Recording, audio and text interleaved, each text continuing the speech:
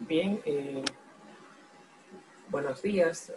Haciendo una entrada más formal ya por la grabación. Este entonces es nuestro primer encuentro clase y lo primero que se nos impone, ya que vamos a trabajar en lo que se llama lógica. Lógica 2 es hablar un poco de qué significa. Ya ustedes trabajaron la palabrita lógica en lógica 1, ¿verdad? Pero ¿qué es eso de la lógica, no? Porque es una materia filosófica. No es algo que tú lo resuelves y que ya yo aprendí a sumar, ya yo aprendí a restar. Estamos en filosofía y la filosofía es siempre un problema abierto, ¿no? Eso no es lógico, eso es lógico. ¿En qué sentido eso es lógica o no es lógica? El método de la filosofía es el discurso, ¿no? El mantenerse uno en diálogo, en reflexión, en discusión, y si es uno para con uno mismo, mantenerse uno pensando uno el problema que a uno le está afectando. Entonces, una cosa es la lógica como instrumento de frente a la ciencia, la metodología. Es la lógica, se le llama lógica aplicada. A ustedes le ponen un asesor en metodología. La metodología busca, el método o la metodología busca que lo que tú estés diciendo esté probado.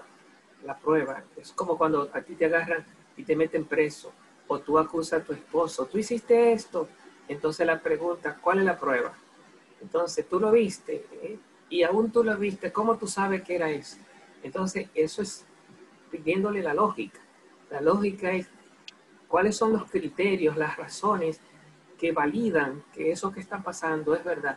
Ah, pero yo lo vi que se subió y agarró la gallina, es un ladrón. Ah, no, espérate, que fue la dueña de la gallina que me dijo que la agarre. Entonces no basta que tú me veas con la gallina en la mano y vea que yo salté la cerca. O sea, hay otros criterios, razones, ¿eh? Entonces los dos emplean lógica, ¿verdad? Uno dice, el ladrón porque vi que saltó la cerca y agarró la gallina. Y otro dice, no, no es ladrón. ¿Por qué? Eso por qué es buscar la premisa, es buscar las razones. La conclusión es ladrón en un caso. O la conclusión es, no, no es ladrón en otro caso. Y ambos van a buscar la prueba. ¿Cuáles son las pruebas? Las pruebas lógicas o las pruebas racionales que antes se le llamaban inducción, deducción, analogía, como forma de garantizar la verdad de lo que estoy diciendo. Claro que hoy día, no el ladrón, míralo, tiene la gallina en la mano. Eso es lo que hacen cuando una gente se roba una gallina, ¿verdad? Lo agarran entre todos, le ponen la gallina en la mano y lo llevan a la policía de que aquí está la prueba, con la prueba en la mano. Sin embargo, no basta, por lo menos en la filosofía tradicional, el que se inventó la lógica, que era Aristóteles, fue el genio el padre de la lógica. Claro que antes que él estaban Sócrates y Platón, que lo fueron preparando, y los sofistas que crearon el problema, pero cuando esta gente habló de lógica, decía, los sentidos nos engañan. No porque yo vea a Pedro que saltó la cerca, le cayó atrás la gallina y la agarró y después salió corriendo, yo no puedo decir que es un ladrón. ¿Por qué? Porque una cosa es lo que uno ve, otra cosa es lo que en la vida está pasando. Entonces, la lógica se detiene a pensar. Eso decía Platón. Cuando uno, me gusta el ejemplo del que está enfermo, ¿verdad? Cuando tú estás enfermo y va donde el vecino, el amigo, el que no sabe de medicina, de una vez se la sabe toda. Y sabe lo que te está pasando, lo que tú tienes que hacer, y no piensa mucho, ya él sabe. Sin embargo, cuando tú vas donde el médico, cuando va a la clínica, cuando va al hospital, o va a una persona que es médico, que ha pasado por la universidad, nunca sabe. Está ahí como un idiota, no diciendo, sino haciendo preguntas. ¿Y qué pasó? ¿Y qué tú sientes? ¿Y dónde fue? ¿Y cuándo comenzó? Pero tú no eres el médico. Entonces, el que habla mucho normalmente no emplea la lógica, sino que es reactivo. Entonces, ese problema de la reactividad es el verdadero enemigo de la lógica, la reactividad, el hablar sin pensar. Lo primero que me llega a la boca y al corazón: ladrón, perro, azaroso, lo primero que nos llega. O también hay una falta de lógica terrible en el pensamiento que uno tiene de uno mismo. Yo sí soy pendejo, está bueno que me pase, coño. Normalmente cuando uno está hablando así de forma rápida, reactiva, lo primero que llega, lo que Aristóteles tenía claro, que lo que, y Sócrates y Platón, que lo que todo el mundo habla sin pensar, eso eso está lleno de error. Matamos, asesinamos, caemos presos, nos convencemos de nuestras mentiras y nos tragamos el purgante de nuestros propios errores. Vivimos creyendo nuestros disparates.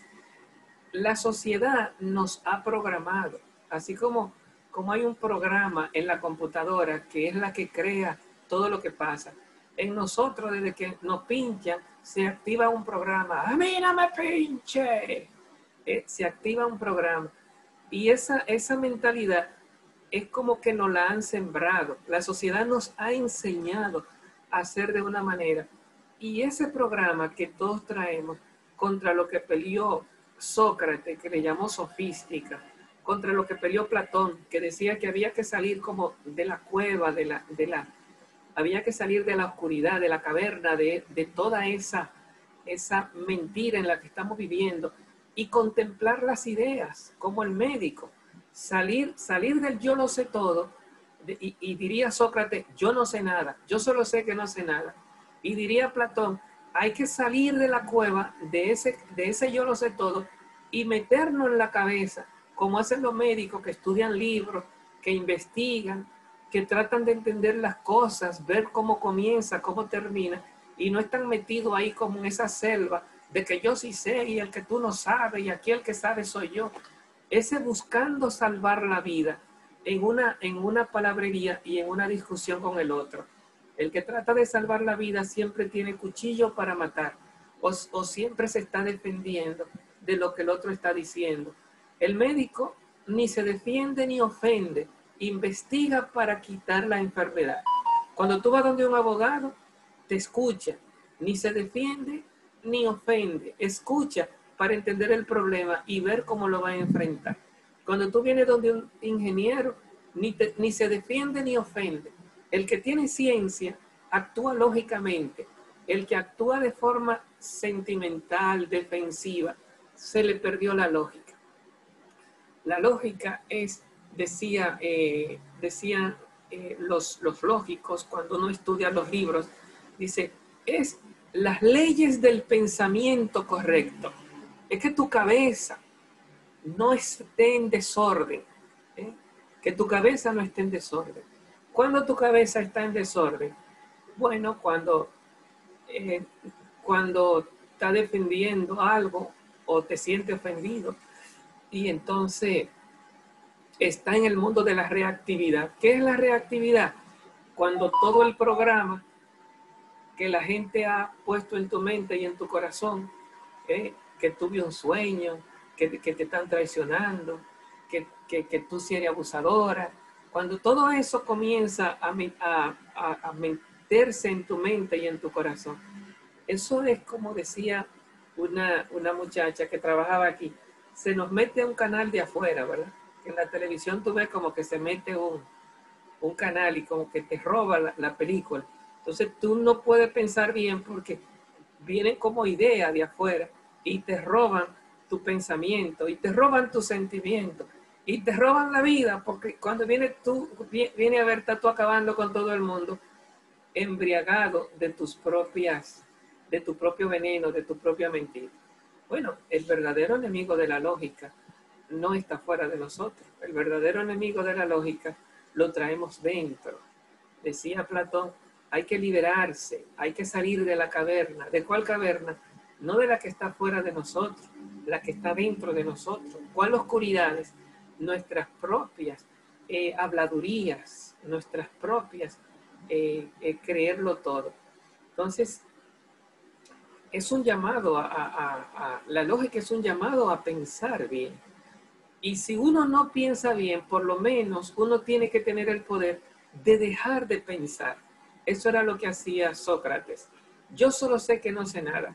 En otras palabras, silenciar el paquete de ideas que uno trae por dentro. Si uno no tiene pensamientos bonitos, por lo menos silenciar ese conjunto de paquetes que a uno se da cuenta, le azaran la vida, porque te tiran para allá, te tiran para acá, hace lo que no quiere, piensa lo que no quiere, siente lo que no quiere. Entonces, por lo menos silenciar ese paquete que se llama la reactividad. Entonces, los filósofos siempre se distinguieron por ser personas que presentaban ciertos niveles de estabilidad emocional, cierta tranquilidad de espíritu, cierta altura moral. El primer filósofo que se le vio con mucho respeto y se formó una religión frente a él fue Pitágoras, y surgieron tantos seguidores de Pitágoras que se creó el pitagorismo. El otro filósofo de la antigüedad, un hombre que cambió la vida de Grecia, era Sócrates, que no escribió nada. Era un hombre que era pobre y andaba con una túnica y una sandalia, y de repente se da cuenta que hay que aprender a hacer silencio interior, que los sofistas habían creado un mundo en que todo el mundo discutía y todo el mundo sabía. El verdadero sabio tiene que callarse, tiene que no saber nada. Entonces hay que entrar en la discusión para enseñarle a la gente que no tienen que pelear para ser, ya ellos son. Entonces no tienen que ganarle al otro para sentirse grande. Encuentra tu propia grandeza en tu no saber nada. Por ahí viene la idea de Sócrates. Por lo menos hay que aprender a hacer silencio, silencio interior, entrar en la calma, en la tranquilidad del espíritu. Ese yo solo sé que no sé nada, no es tú no sabes nada, yo solo sé que tú no sabes. No, no es eso. Yo solo sé que yo no sé. A quien hay que silenciar es uno a uno mismo. El problema no es callar al otro. ¡Cállate! Tú no me dejas pensar, tú me estás lastimando. No, no es así. Tú no puedes cambiar el mundo. Si tú sientes que el otro te está lastimando, todavía ahí hay un engaño, porque el otro no puede lastimar una herida. Si esa herida y esa cosa que lastima, tú, no la lleva por dentro. Al final, es tu propia mente la que te está lastimando. No es lo que dice el otro, porque ahí pueden haber 1000 personas oyéndolo y están igualitas y no pasa nada. Solamente tú estás herido. ¿Y por qué? Porque el problema no está fuera de ti, el problema está dentro. Cuando hay una persona en el hospital hay que hacer silencio. Por toda parte, silencio, silencio, silencio. Si la fiesta está buena, el que sufre es el enfermo. El problema no está en la fiesta, el problema está en la herida. Entonces, cuando tú tienes una situación de defensa y de ofensa, el que a mí nadie me joda, tú no estás funcionando bien, no es al mundo al que hay que cambiar. No hay que ir a matar a los que hablan, no hay que silenciar a los testigos. El problema hay que resolverlo por dentro, sanar tu herida, curar tu espacio interior, y viendo, aceptando, entendiendo, todo vuelve a la tranquilidad. El problema siempre es la no aceptación de uno mismo, visto psicológicamente hablando. El problema siempre es el no vencer la reactividad, visto filosóficamente hablando. Escuchar nuestras ideas para silenciarlas. Escuchar nuestras ideas para silenciarlas. Y si pasáramos de Sócrates a Platón, encontrar las ideas, la lógica que dirige nuestra vida. Con Aristóteles, que es el inventor de la lógica se convierte en la capacidad de dialogar con el otro este mundo de conflicto. Entonces la lógica tiene otra dimensión más bonita, porque Sócrates entra a discutir, pero para que aprendamos a silenciarnos. En medio de la discusión, que Sócrates le llamaba dialéctica, cada uno tiene que aprender a silenciar, escuchar la vocería que uno lleva por dentro y silenciarla y dialogar con el otro, no callando al otro, porque Sócrates le hacía pregunta al otro para que el otro hable. Entonces eso se llamaba mayéutica. Habla, dime todo lo que tú sabes. Y Sócrates, a quien callaba era su propio saber. ¿Y tú qué dices? Y Sócrates siempre tenía, no, yo no sé. Y Sócrates lo que tenía la virtud era de no dejarse atrapar de su propio saber. Espérate, que eso no es así. Yo soy el que sé. Ahí entraba Sócrates y silenciaba esa fuerza interior de que aquí el que sabe soy yo. Platón se eleva a buscar solo ideas en las que no se puede discutir. En la idea discutible, Platón no discute porque dice, eso se puede ver de las dos maneras. Profe, usted es un ladrón porque usted se cogió la gallina. Que no es ladrón porque yo soy la dueña y fui yo que la dije que lo coja. ¿Qué es la verdad? ¿Soy ladrón o no soy ladrón? Diría Platón. Eso depende del punto de vista. Eso es estar en la oscuridad. Eso ahí no hay verdad. No se puede saber si es ladrón o no es ladrón, porque desde un punto de vista es ladrón y desde otro punto de vista no es ladrón. Entonces, de ese mundo no se discute. Hay que meterse en otro mundo, que es el mundo de la ciencia, y tratar de entender, no si Martín es ladrón, sino qué significa robar. Y si se puede iluminarlo desde ahí. Primero tenemos que ponernos de acuerdo, tú y yo, en qué es ladrón, para no estar matándonos, en que si es ladrón o no es ladrón. Cuando viene a ver, si nos quedamos discutiendo en el mundo de que si es ladrón y no es ladrón, es más, cállate, que tú no sabes lo que es ladrón. Y cada uno se va, que sí que es ladrón, que no es ladrón. Entonces, para Platón, así no sirve. Hay que ir al científico. Hay que ir al que sabe de eso, al médico. Hay que ir al que piensa, no al que discute. Hay que salir de la caverna e irse a la reflexión. Cuando entremos en diálogo y contemplemos las ideas, los problemas se solucionarán. ¿Qué hace Sócrates? Silénciate a ti mismo. ¿Qué dice Platón? Elévate al mundo de las ideas. ¿Y qué dice Aristóteles? Cuando estemos discutiendo con los demás, podemos encontrar criterios de que sí, tú dices es ladrón y aquel dice que no es ladrón, podemos entrar a discutir en este mundo sin necesidad de ir a contemplar las ideas, porque para Aristóteles hay que bajar las ideas al mundo de la realidad. Podemos enfrentar esa realidad y ver si obedece a lo que Aristóteles le llama las leyes de la lógica, las leyes del pensamiento correcto. Eso que le llama Aristóteles inducción, eso que le llama Aristóteles deducción, ¿eh? ¿Cómo tú lo sabes? Inducción, deducción, eso que le llama Aristóteles analogía. Bueno, al final Aristóteles hace suyo el mundo de Platón, pero para Platón hay que salirse de este mundo, mientras que para Aristóteles hay que traer el mundo de las ideas a este mundo. Creo que ese es un desafío que tenemos, tratar de dislucidar en estos pleitos que tenemos con las otras gentes, cuando se nos confunde nuestra lógica, cuando se nos confunde nuestro orden interno, cuando se nos pierde la capacidad de razonar adecuadamente. Es un desafío ese diferenciar entre una lógica de Platón que suena mucho a educación, suena mucho a, ¿cómo se llama? Platón le llama dialéctica, hoy día Aristóteles le llama inducción, suena mucho a aprendizaje, a formación. Y esa lógica aristotélica que parecería ser que ya no es tanto del que aprende, sino ya del que viene formado, ¿no? El que ya ha pasado por Platón viene formado y entra a este mundo ya con esas formas, no tanto para ir a buscar la sabiduría, sino para venir y aplicar a la sabiduría, al mundo de los conflictos y al mundo de la discusión. Bueno, nos quedan 3 minutos. Si alguno tiene una preguntita, antes de que se cierre esta primera parte.